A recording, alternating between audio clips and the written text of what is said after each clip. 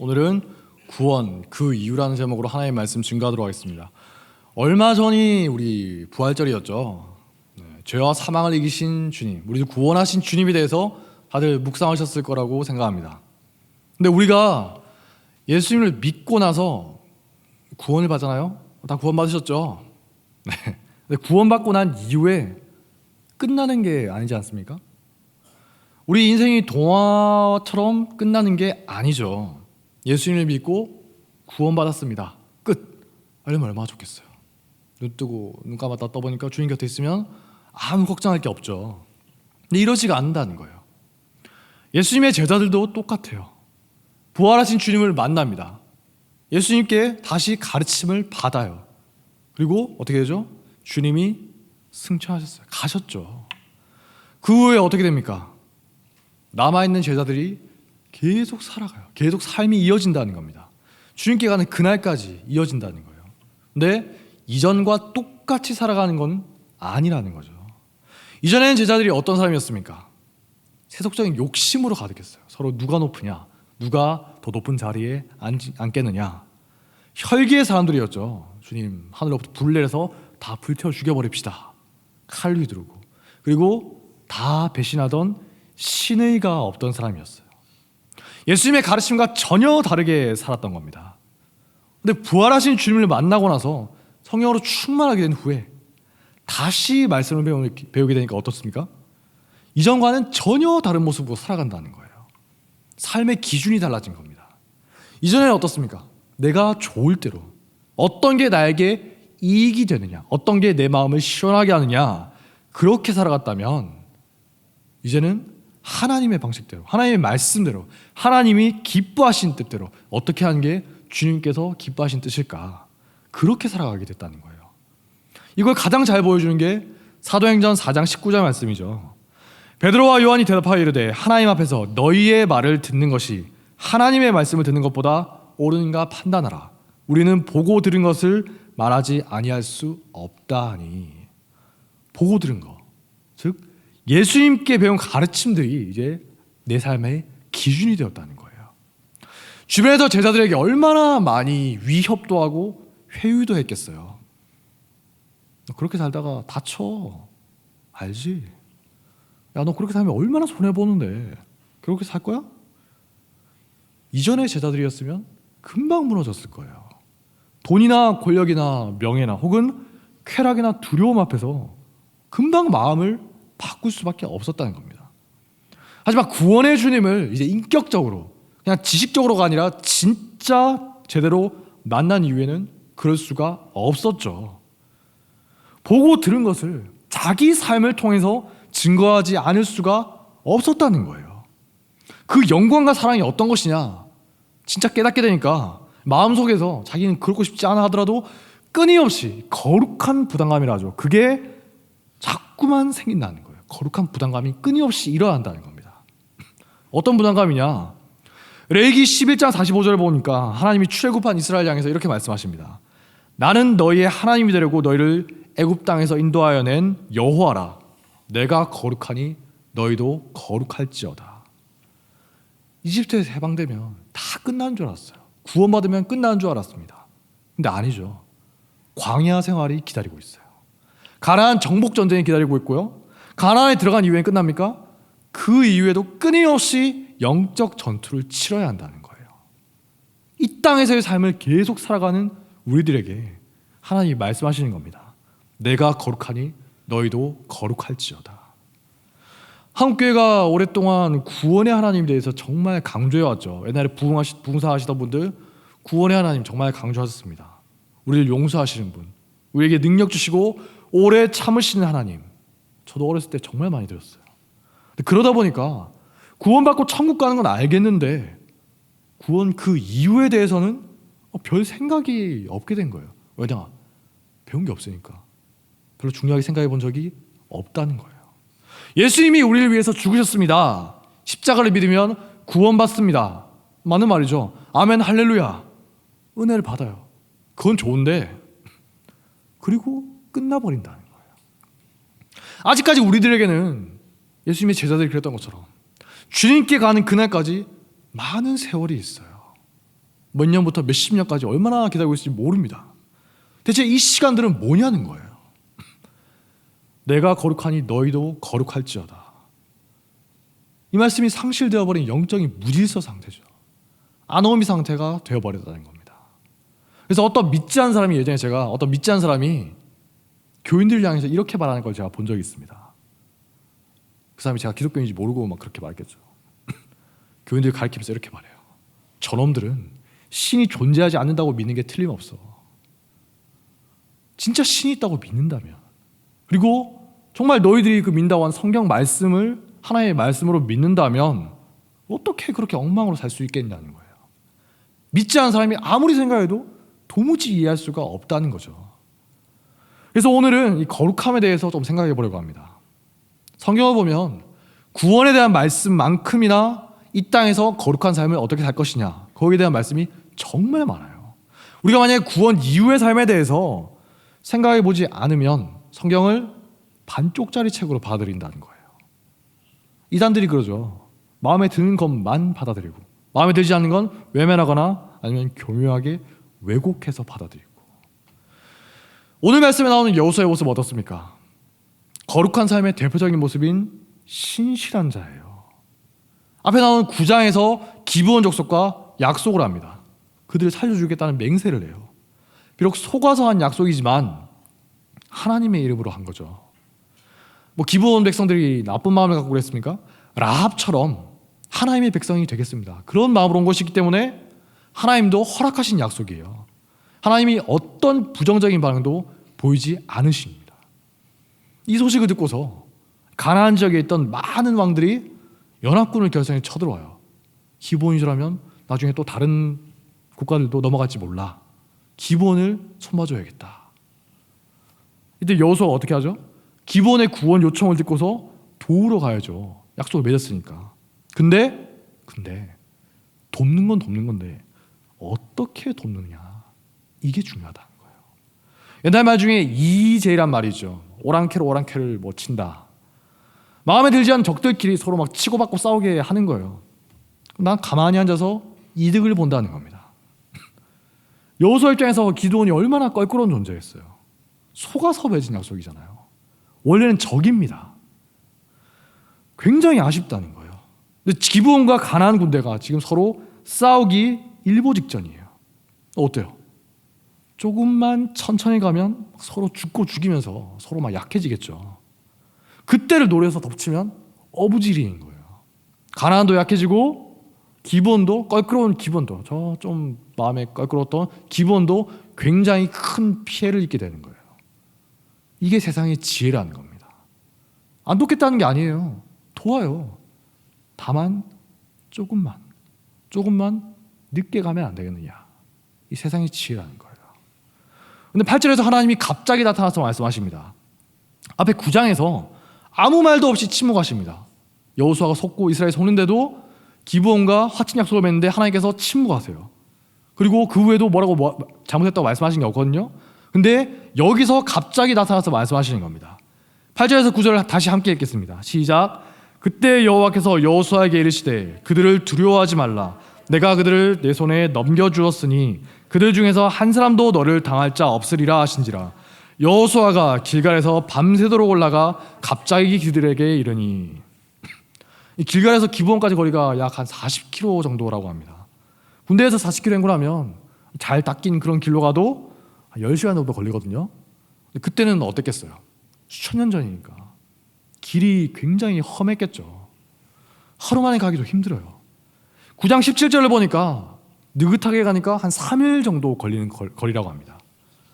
가기에 굉장히 부담스러운 거리예요. 그런데 여호수아와 이스라엘이 어떻게 합니까?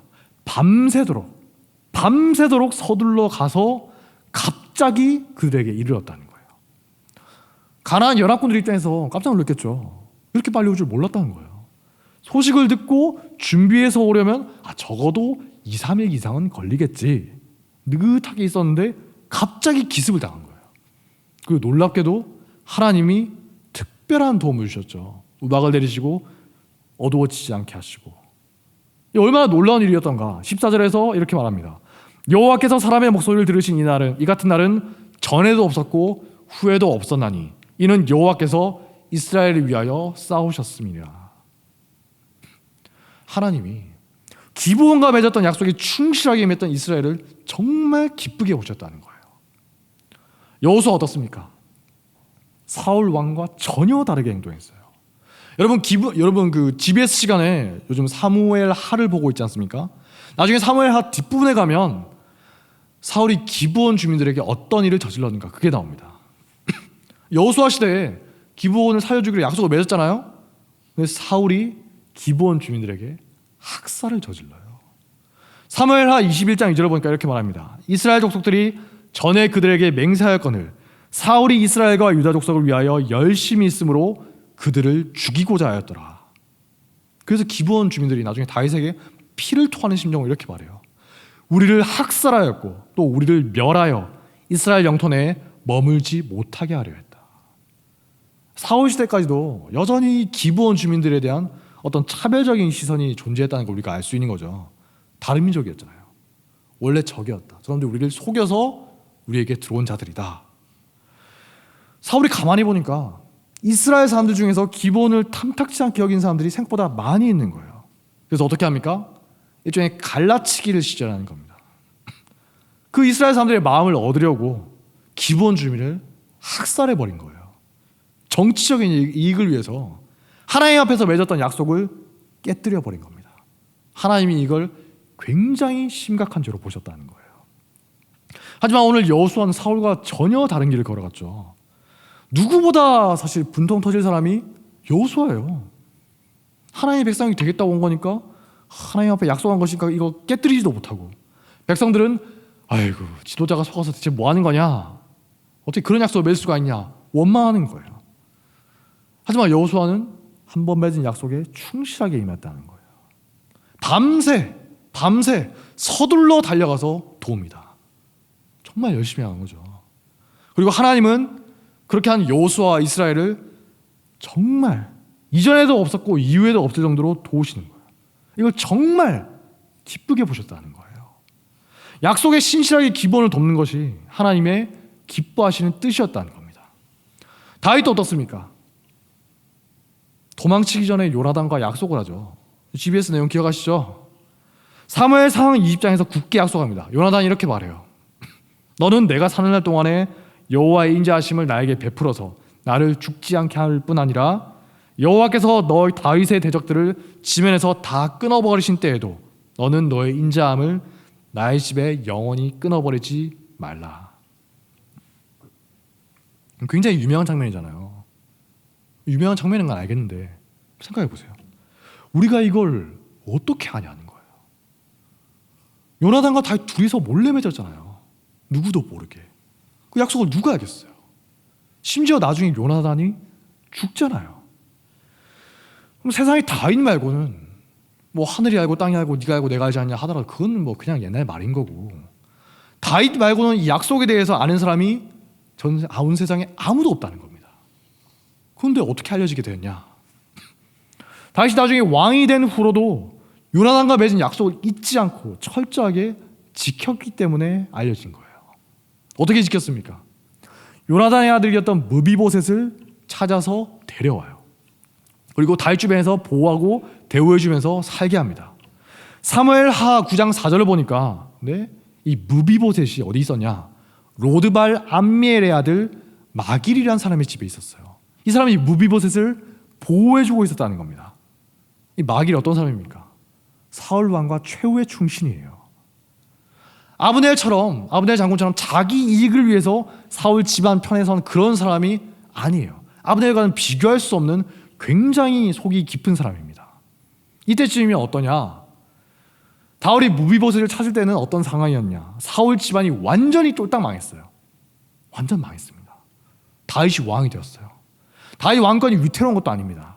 적과 싸워서 이기고 한창 잘 나갈 때예요. 이런 상황에서 몰래 사울의 후손을 보호해주고 있는 거예요. 이익은 고사하고 목숨을 걸어야 가능한 거죠. 우리 주변에도 보면 어떻습니까? 어떤 사람이 잘 나갈 때는 주변에 막 있는 사람들이 많이 있어요. 근데 그 사람이 끈이 떨어지고 심지어 그 사람 곁에 있으면 피해를 볼 수가 있게 됐다. 순식간에 다 사라집니다. 언제 그랬냐 하듯이 등을 돌려요. 심지어 어떻습니까? 앞장서서 내가 저 사람한테 좀 아는데 저 사람 이런 잘못을 저질렀어요, 이렇게 고발하기도 해요. 다윗이 무비보셋을 찾을 시점이 딱 그런 상황이라는 겁니다. 다윗이 요나단의 아들을 찾기 시작했다, 이 말 듣고 사람들이 어떻게 생각했겠어요? 아, 드디어 사울의 씨를 완전히 말려버리려는구나, 반란의 구심점을 완전히 없애버리려는구나. 실제로 역사를 보면 그런 식으로 많이 하죠. 마길이 무비보셋을 보호하고 있었다, 이거 반역자로 몰려 죽을 각오를 했다는 거예요. 진짜 충신인 거죠. 그런데 다윗이 무비보셋을 찾아서 데려가려고 해요. 내가 잘 대우해 줄게. 데려가서 어떻게 한다고요? 보호해 주겠대요. 보호. 바보가 아닌 이상 이걸 고지고대로 믿겠습니까? 믿을 사람이 누가 있어요? 마길이 어쩔 수 없이 무비보셋을 보내주긴 하지만 늘 주시하고 있었겠죠. 다윗이 어떻게 하는가? 무비보셋에게 어떤 대우를 하는가? 실제로 역사를 보면 이전 왕조의 후손들을 내가 잘 대우해주겠다 그래놓고서는 나중에 어떻게 하죠? 대부분 다 숙청해버립니다. 죽여요. 사고로 위장을 하든 아니면 암살을 하든 독살을 하든 반란의 씨 자체를 아예 제거해버리는 거예요. 마길도 그걸 걱정했겠죠. 바보가 아니니까. 그게 세상의 당연한 원리니까. 그 이후로 한참 동안 마길의 이름이 나오지가 않습니다. 그러다가 사무엘 하에서 갑자기 나올 때가 있죠. 언제 나옵니까? 다윗이 가장 어려운 상황에 있을 때, 압살롬에게 쫓겨서 도망치고 있을 때 갑자기 나와요. 사무엘 하 17장 20절 보니까 다윗과 부하들이 얼마나 급하게 도망쳤습니다. 제대로 먹지도 못하고 도망치고 있을 때 적극적으로 도우러 온 사람이 3명 있었어요. 압살롬이 훨씬 강해 보이니까 지금 이스라엘의 수많은 사람들이 막 눈치를 보면서 망설이고 있는 거예요. 지금 누구 편에 서야 되지? 다윗 편에 서야 되나? 압살롬 편에 서야 되나? 아니면 그냥 가만히 있을까? 선택 한번 잘못하면 나중에 반역자로 몰려서 죽을 수도 있으니까. 그런데도 망설임이 없이 다윗 편에 선 사람들이 있었다는 거예요. 그 중에 한 명이 바로 로데발 사람 암미엘의 아들 마길이라는 겁니다. 목숨을 걸고 무비보셋을 보호하던 사울 왕과 최후의 중신이 다윗 편에 섰다는 거예요. 정말 놀라운 거죠. 어쩌면 세상에서 다윗을 가장 증오할 수도 있었던 사람입니다. 다윗의 가장 큰 적이 될 수 있었던 사람이 마길이에요. 만약에 무비보셋이 죽었으면 어때요? 마길 평생 동안 어떻게 하면 다윗을 암살할 수 있을까? 그것만 생각하면서 살았겠죠. 근데 그 마길이라는 사람이 앞장서서 다윗을 도우러 온 겁니다. 다윗에게 엄청난 도움이죠. 거의 복음이에요. 시므이처럼, 여러분 다윗에게 막 조롱하고 돌을 던졌던 시므이 아시죠? 베냐민 집안 사람입니다. 시므이가 뭐라고 했습니까? 사울의 집안을 지지하면서 다윗을 조롱하고 욕을 해요. 근데 시므이 같던 사람들이 사울을 지지하는 사람들이 다윗에게 이제 뭐라고 할 수가 없는 상황입니다. 아니 그 마길이 다윗 편에 섰다고? 아마 이스라엘의 모든 사람이 놀랐을 거예요. 마길이? 마길이라는 사람은 어떤 사람입니까? 재물이나 어떤 이익으로 포섭할 수가 없는 사람이죠. 죽인다고 위협을 해도 안 통해요. 죽을 테면 죽여라. 나 사울 집안을 저버릴 수가 없다. 그러니까 남들이 다 외면하는 무비보셋을, 다리를 저는 사람, 그 무비보셋을 끝까지 보호해 줄 수가 있었다는 겁니다. 이익으로 움직이는 사람이 아니라는 거예요. 이런 강직한 사람이 오랫동안 다윗을 지켜보는 겁니다. 그리고 결론을 내려요. 다윗은 믿을 만한 사람이다. 참으로 약속의 신실한 사람이구나. 정치적인 이익을 위해서는 다윗이 무비보셋을 죽이는 게 이득이죠. 요나단과 맺은 약속 누가 알겠어요? 다윗이 입 싹 닦으면 아무도 몰라요. 그런데도 굳이 자기 입으로 시시콜콜, 사무엘상에 나오는 내용들 다윗이 말했으니까 알았겠죠. 이런 약속 내가 이런 맺었다 하면서 공개적으로 다 말하고 다니는 거예요. 그리고 그걸 신실하게 지킨 겁니다. 그 결과 생각지도 않은 도움을 받게 된 거죠. 사무엘하 3장 36절을 보면 백성들이 다윗에게 큰 신뢰를 보냅니다. 온 백성이 보고 기뻐하며 왕이 무슨 일을 하든지 무리가 다 기뻐함으로. 왜죠? 다윗이 신실한 사람이구나, 믿을 만한 사람이구나, 그걸 알게 됐으니까. 자기 이익을 위해서 거짓말을 한다거나 약속을 저버릴 사람이 아니구나, 우리의 왕은 그런 사람이구나, 이걸 믿으니까 다윗이 무슨 말을 하든지 무슨 일을 하든지 신뢰를 보내게 되었다는 겁니다. 이렇게 무슨 일을 하든지 여러분들도 무슨 말을 하든지 가정에서든 직장에서든 이 신뢰가 가장 중요하다는 거예요. 다윗의 가장 큰 적이 될 수 있었던 마길이 다윗의 가장 큰 도움이 되었죠. 신용이 있는 사람은 무슨 말을 하든 무슨 일을 하든 간에 주변 사람들이 믿고 따를 수가 있는 거예요. 심지어 적조차도 인정하게 되는 겁니다. 아, 내 적이긴 하지만 쟤는 신용할 수 있는 그런 사람이긴 해. 조선시대의 유명한 상인이었던 임상홍기라는 사람이죠. 상도에 나오지 않습니까? 그 사람이 이런 말을 남겼어요. 장사는 이익을 남기는 게 아니라 사람을 남기는 것이다. 당장 눈앞에 이익에 마음을 뺏기는 게 아니다. 장사한 사람인데도 그런 게 중요한 게 아니라 신용을 얻는 게 중요하다는 겁니다. 신용이 있으면 다윗처럼 무슨 일을 해도 주변이 인정하고 따라주지만 신의가 없으면 아무리 그럴듯한 말을 하더라도 무시당한다는 거예요. 당장은 이익을 얻을지 모릅니다. 거짓말하고 약속 깨고 내 이익을 위해서 이걸 얻겠죠. 근데 시간이 지나면 결국 주변으로부터 무시당하고 신뢰를 잃게 된다는 겁니다. 오늘날 우리 한국교회가 세상을 향해서 어떤 말을 해도 먹히지 않고 비웃음을 사는 가장 큰 이유가 이 신용을 잃었다는 거예요. 신용을 잃지 않으면 어때요? 믿지는 않더라도, 우리가 전하는 복음을 믿지는 않더라도 최소한 교회를 우습게 여기지는 않거든요. 하지만 이제는 어때요? 너 아무리 그렇단 말을 전하고 좋은 말 전해도 너나 잘해라 하면서 비웃는 사람들이 많아요. 왜 그렇습니까? 이 교회가 거짓말과 사기의 집합소처럼 여겨지는 거예요. 거짓말하고 약속을 깨고 그러고 나서도 회개하면 그만 아니냐, 하나님 앞에 눈물하면서 회개하면서 은혜 받았어요,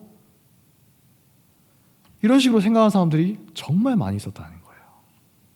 법정에서 성경에서, 기독교인입니까? 판사가 말합니다. 성경에 손을 대고 진실만을 말할 것을 맹세하십시오. 다 맹세해요. 옛날에 그렇게 맹세하신 분도 있었죠. 지나고 보니까 줄줄이 거짓말을 한 겁니다. 다 기독교인인데 세상에 경악을 하는 거예요. 저게 대체 뭐냐. 사기를 치고 거짓말을 아무렇지도 않게 하고 계약을 아무렇지 않게 깨는 사람들 중에서 기독교인들이 그렇게 많다고 하지 않습니까? 히브리서 6장 17절부터 보니까 하나님에 대해서 이렇게 말합니다. 하나님은 약속을 기업으로 받는 자들에게 그 뜻이 변하지 아니함을 충분히 나타내시려고 그 일을 맹세로 보증하시나니 이는 하나님이 거짓말을 하실 수 없는 이 두 가지 변하지 못할 사실로 말미암아 앞에 있는 소망을 얻으려고 피난처를 찾은 우리에게 큰 안위를 받게 하려 하심이라. 하나님의 뜻이 변하지 않으신대요. 약속한 걸 반드시 지키시는 분입니다. 수백 년이 넘게 지나서, 수천 년이 넘게 지나든 말든 모든 사람이 약속을 잊어버려도 하나님은 약속을 지키신다는 거예요. 그리고 또 뭐죠? 거짓말을 하실 수도 없는 분이시다. 이 두 가지가 여러분이 믿는 하나님의 대표적인 특성이라는 겁니다. 반면에 사탄은 어떻죠? 요한복음 8장 44절을 보니까 예수님이 이렇게 말씀하십니다. 그는 진리가 그 속에 없으므로 진리에 서지 못하고 거짓을 말할 때마다 자기 것으로 말하나니 이는 그가 거짓말쟁이요 거짓의 아비가 되었습니다. 거짓말에 능한 자고 약속을 어기는 자라는 거예요. 그런데 교회가 마치 사탄의 자식처럼 살아가고 있는 겁니다. 세상의 어떤 집단보다도 약속에 신실하려고 하고 거짓말을 멀리하려고 하는 게 그리스도인이어야 되는데 거짓의 아비인 사탄의 자식처럼 살아가는 거예요. 왜 그렇습니까? 구원받으면 다 끝났구나 이렇게 착각했기 때문이에요. 배우지를 못한 겁니다. 성경 말씀을 제대로 읽지 않은 거예요. 그냥 받고 싶은 말씀만 받고 다른 말씀은 무시해버린 겁니다. 구원 그 이유에 대해서는 모르는 거예요. 이제는 세상이 그걸 다 알고 있어요. 그래서 교회를 안 믿는 겁니다. 저놈들은 우리보다 더한 놈들이다. 무슨 말을 해도 신뢰가 없는 거죠. 거룩한 말, 그럴듯한 말을 하면 오히려 비웃음을 사는 세상이에요. 우리 잘못 때문에 하나님이 욕을 먹고 있습니다. 우리 잘못 때문에 복음이 조롱을 받고 있어요. 참담하지 않습니까? 다시 신뢰를 회복해야죠. 어떤 대가를 치르더라도 다시 처음부터 싸가자, 그런 심정으로 신뢰를 회복해야 된다는 겁니다. 옛날에 중국의 춘추전국 시대에 천하를 통일한 진나라죠. 근데 진나라가 처음부터 그렇게 강했던 건 아니거든요. 어떻게 강해졌느냐? 상항이란 사람이 나라를 완전 전체적으로 개혁을 해요. 어떤 개혁을 했냐? 이전에 상상도 할 수 없던 개혁을 합니다. 노예제도를 없애고 순장이라고 하죠. 순장 같은 악습을 없애고, 그리고 누구든지 공로를 세우면 상을 주고 지위를 높여주겠다. 심지어 노예나 평민이라 하더라도 공을 세우면 지위가 올라가고 상을 받아요. 장군이 될 수 있는 거예요. 반대로 귀족이라 하더라도 공로가 없으면 대접받지 못한다. 획기적인 법이죠. 거의 굉장히 근대적인 법입니다. 그런데 처음 법을 선포하니까, 상황이 법을 선포하려고 하면서 가만히 보니까 아무도 믿지 않는 거예요. 백성들이 신뢰를 안 해요. 왜냐? 이전에도 법은 있었죠. 근데 유전무죄, 무전유죄 이런 말처럼 고무줄처럼 막 잣대가 계속 변하는 거예요. 귀족이 죄를 지었어? 그냥 돌아가십시오. 평민이 죄를 지으면 엄격하게 처벌하고. 얼마나 불공평하고 억울한 일이 많았겠어요. 백성들이 믿지를 않는 거예요. 나라에서 뭘 하든 말든 또 새로운 법을 만드셨다고요? 그러시든지 말든지. 신뢰가 전혀 없는 겁니다. 그래서 상황이 어떻게 합니까? 남쪽 문에 나무를 하나 세워요. 그리고 선포합니다. 이 나무를 북문으로 옮기는 사람에게는 상으로 10금을 주겠다. 꽤 큰 돈이었나 봐요. 아무도 옮기지 않는 겁니다. 나라에서 말하는데도 믿지를 않아요. 이상하잖아요. 뭐 어려운 것도 아니고 그냥 나무를 옮길 뿐인데 10금이나 준다고요? 에이, 설마 진짜 주겠어? 거짓말이겠지. 상황이 다시 선포하는 거예요. 이걸 옮기는 자에게는 50금을 주겠다. 그러니까 어떤 시골 사람이, 순진한 사람이 지나가다가 보고 속는 셈 치고 한번 나무를 옮겨보는 거예요. 주변 사람들이 막 조롱하면서 따라갔겠죠. 야, 너 뭐하러 그래? 안 줄 거야. 근데 도착하자마자 즉시 50금을 주는 겁니다. 그리고 속이지 않겠다는 걸 분명하게 해요. 이 소문이 전국에 순식간에 퍼져나갔겠죠. 새로운 법에 대한 신뢰가 조금은 생기는 겁니다. 근데 불신이 워낙 깊었기 때문에 아직은 부족해요. 귀족들이 있지 않습니까? 거세게 반발하는 거예요. 그래서 결국 실패로 돌아가지 않을까. 실제로 상황을 탄핵하는 상소문이 저놈 저거 죽여라 이런 식으로 상소문이 하루에도 수천 통이 올라왔다고 해요. 반대가 엄청났던 겁니다. 왕과 상을 제외한 모든 지배층이 다 반대한 거나 마찬가지입니다. 반대가 엄청났던 거예요. 근데 이때도 상황이 법 앞에서 예외가 없다. 이걸 분명하게 원칙을 세우고 나가는 거예요.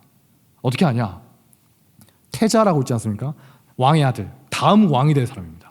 태자가 새 법이 마음에 안 들었는지 일부러 법을 어겨요.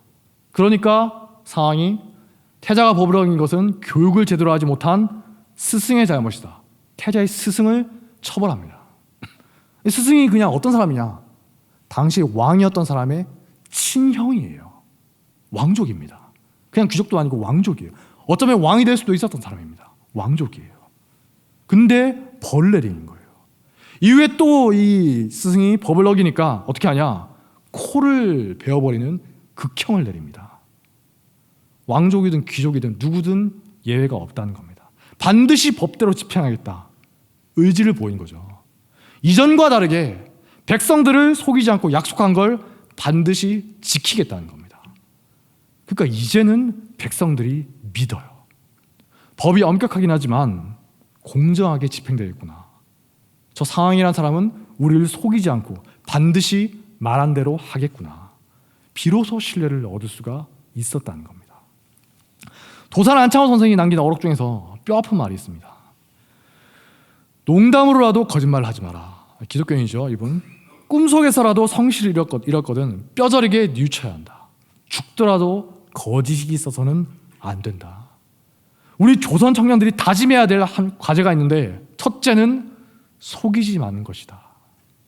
당시 조선인들이 얼마나 거짓말을 잘하고 약속을 안 지켰으면 이렇게까지 말했겠어요.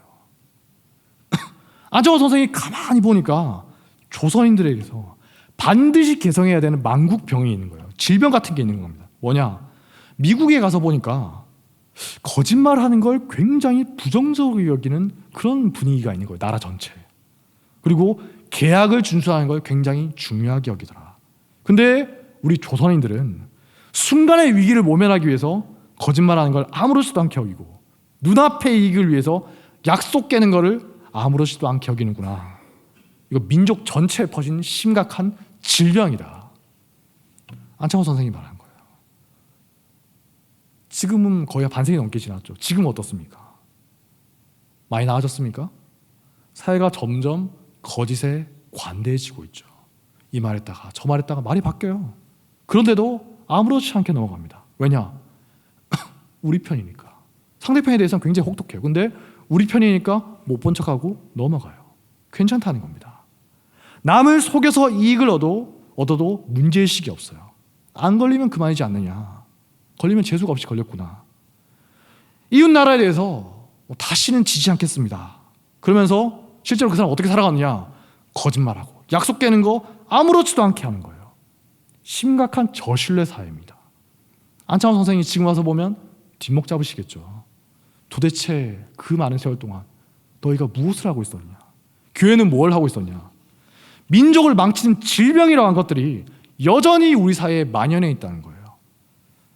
그러니까 다시는 지지 않겠다 말 들었던 이웃 나라에서 비웃는 거예요. 야, 약속이나 제대로 지켜라. 거짓말이나 하지 마라. 약속 하나 제대로 못 지킨 전근대 민족 주제에 무슨 큰 소리냐. 사기와 거짓의 민족이라고 조롱하는 거예요. 화가 나십니까? 화가 나시면 어쩌겠어요. 그게 사실인데. 안창호 선생님이 살아계셨으면 화내기보다도 분노하기보다도 거짓을 멀리하라고 가르치셨겠죠. 저들이 우리를 향해서 그렇게 비판하고 조롱하지 못하도록 뼈저리게 스스로를 돌아보고 반성하라고 가르치셨을 겁니다. 부끄러운 줄 알고 나아지도록 애쓰라고 가르치셨을 거예요. 그 시대에 구한말 일제시대에 그나마 신용이 있던 곳이 어디냐? 교회였어요. 어떤 지방에서는 구한말 기록을 보면 재판받을 일이 있으면 미리 관하에서 그 사람 집에 근처에 가서 지키고 있었다고요. 도망갈지도 모르니까. 재판받으러 오질 않으니까. 근데 기독교인들은 지킬 필요가 없다는 거예요. 정직하게 재판받으러 오니까. 기독교인들은 대체로 거짓말을 하지 못하는 자들이다. 교회를 적대시하던 자들의 말입니다. 그런데 그 교회가 이 땅의 신의를 지키던 최후의 보루 같은 존재가 약속의 하나님을 믿는 기독교인들이 앞장서서 거짓의 아비의 종노릇을 하는 거예요. 하나님이 얼마나 기가 막히시겠습니까? 내가 거룩하니 너희도 거룩할지어다. 그렇게 말씀하시던 하나님은 어디로 가고 당장의 이익을 위해서 약속을 깨는 사울과 같은 자들이 득식을 한 거예요. 그러므로 이 시대에 다시 신뢰를 쌓아가기 바랍니다. 믿는 자들끼리도 서로를 불신하는 세상이지 않습니까? 교회 안에서, 교회 밖에 아닙니다. 교회 안에 거짓이 판을 쳐요. 거짓말을 만들어서 말 바꾸고 새빨간 거짓말 말고 여러분 교묘하게 말 바꾸는 것도 살짝 바꾸는 것도 거짓말인 거 아시죠? 그게 제일 효과적인 거짓말입니다. 거짓말로 사람을 모함한다거나 이상한 사람으로 만드는 경우 교회에서도 얼마든지 있죠. 저도 들은 게 많이 있어요. 약속한 거 지키지 않으면서도 부끄러운 줄을 모르는 겁니다. 양심에 화인 맞은 사람처럼 살아갑니다. 이제 제가 목사가 되고 하니까 동기들 이야기를 많이 듣지 않습니까? 동기들 이야기 들어보면 사역자들 중에도 교인들에게 신용을 잃은 사람들이 있다고 해요. 거짓말하고 약속을 어기는 게 어쩌다가 실수로 그런 게 아니라 반복되다 보니까 이제는 교인들이 사역자를 믿지를 않는 거예요. 그런 사역자가 설교를 하고 아무리 그럴듯한 말을 하고 막 외친다 하더라도 누가 그 말을 들어주겠냐는 거예요. 너나 잘해라. 속으로 비웃겠죠. 오늘날 한국교회의 슬픈 자화상인 겁니다. 그러므로 다시 신뢰를 쌓아가길 바랍니다. 어떤 대가를 치르더라도 이 신뢰를 회복해야 된다는 거예요. 먼저 우리 교회 안에서 하나님의 자녀다운 모습을 회복해야겠죠. 예수님이 말씀하셨습니다. 쓸데없이 거창하게 맹세하지 마라. 평소에 말에 신뢰가 있는 사람은 맹세할 필요 없이 그냥 그렇습니다, 아닙니다 이렇게만 말해도 믿어준다는 거예요. 교회 안에서 신뢰를 중요하게 여기는 그런 문화가 우리 안에 정착된다면 어때요? 여러분들이 살아가는 사회 곳곳에서 성경적인 문화가, 기독교적인 문화가 퍼져가지 않겠습니까? 교회가 우리 사회를 건전하게 바꿔가야 된다는 거예요. 거짓이 지배하는, 사탄이 지배하는 사회를 우리가 구원해내야 된다는 겁니다. 끊임없이 맑은 물을 흘려보내야 되는 거예요. 근데 맑은 물을 흘려보내야 되는 수원지가 지금 오염되어 있는 겁니다. 정신 차려야죠. 물론 100% 정직한 사람이 있을 수가 없어요. 나는 태어나서 한 번도 거짓말을 해본 적이 없다라는 말만큼 새빨간 거짓말이 없죠. 우리 모두는 세상의 위협과 유혹 앞에서 너무나 약하다는 겁니다. 두려움과 유혹을 이기기가 힘들어요. 제가 있는 소속해 있는 교단의 목사님들을 봐도 거짓말과 그런 유혹 앞에서 두려워하면서 그렇게 살아가는 사람들이 많이 있더라고요. 하지만 그럼에도 불구하고 우리가 끊임없이 죄를 짓고 나서도, 거짓말하고 나서도, 약속을 깨고 나서도 또 말씀 앞에 나와서 그러면 안 되는데 회개하고, 주님, 제가 다시는 그러지 않도록 제발 저를 도와주십시오, 간절히 기도하는 게 우리 믿는 자들의 합당한 자세라는 겁니다.